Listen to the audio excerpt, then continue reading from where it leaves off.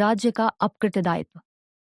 संवैधानिक और न्यायिक दृष्टिकोण में राज्य का दायित्व इस सिद्धांत पर आधारित है कि राज्य को कुछ स्थितियों में अपने कर्मचारियों द्वारा किए गए गलत कार्यों के लिए उत्तरदायी ठहराया जा सकता है।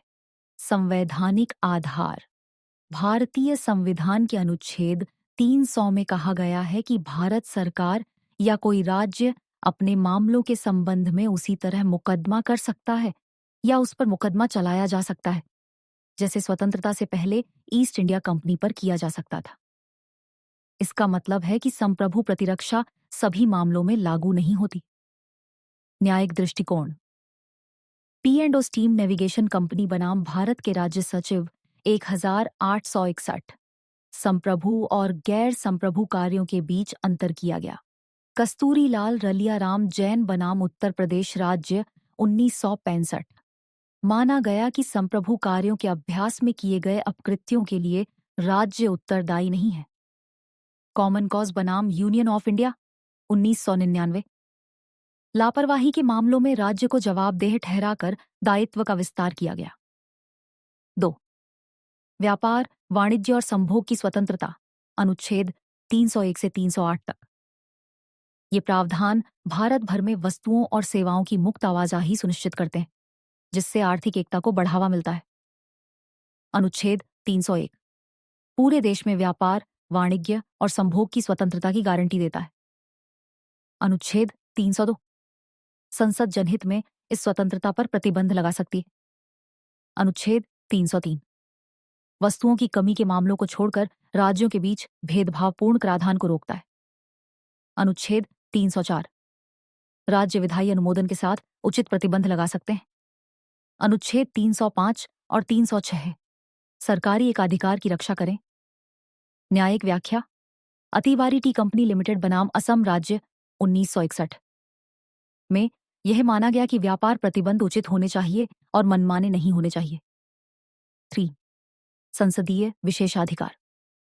संसदीय विशेषाधिकार विधायकों को स्वतंत्र रूप से कार्य करने के लिए विशेष अधिकार प्रदान करते हैं। संवैधानिक आधार अनुच्छेद 105 संसद और 194 राज्य विधानमंडल। विशेषाधिकारों में शामिल हैं संसद में बोलने की स्वतंत्रता, सदन में दिए गए बयानों के लिए कानूनी कार्यवाही से उन्मुक्ति, विधानसभा सत्रों के दौरान गिरफ्तारी से छूट, अपनी कार्यवाही को स्वयं विनियमित करने का अधिकार। न्यायिक दृष्टिकोण। केशव सिंह के मामले 1965 में सर्वोच्च न्यायालय ने माना कि न्यायालयों के पास संसदीय विशेषाधिकारों के तहत दावा किए जाने पर भी मौलिक अधिकारों के उल्लंघन की समीक्षा करने का अधिकार है। 4. संसदीय बनाम राष्ट्रपति शासन प्रणाली दोनों प्रणालियों की तुलना। न्यायिक दृष्टिकोण। केशवानंद भारतीय बनाम केरल राज्य 1977 में सर्वोच्च न्यायालय ने फैसला सुनाया कि संसदीय प्रणाली संविधान की मूल संरचना का हिस्सा है और इसे संशोधनों के माध्यम से नहीं बदला जा सकता है। 5. भारतीय संविधान में आपातकालीन प्रावधान। ये प्रावधान अनुच्छेद 352 से 360 तक राज्य को संकटों से निपटने में सक्षम बनाते हैं। राष्ट्रीय आपातकाल अनुच्छेद 352 युद्ध, बाहरी आक्रमण या सशस्त्र विद्रोह के कारण घोषित किया गया।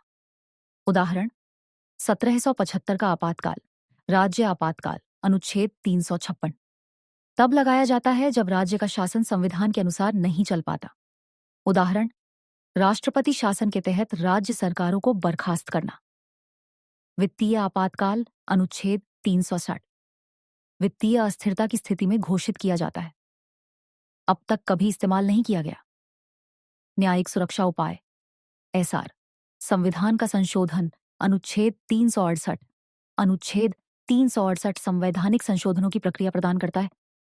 संशोधन के प्रकार साधारण बहुमत से जैसे राज्य की सीमाओं में परिवर्तन, विशेष बहुमत से जैसे मौलिक अधिकार, विशेष बहुमत प्लस राज्य अनुसमर्थन द्वारा जैसे संघीय ढांचे में परिवर्तन।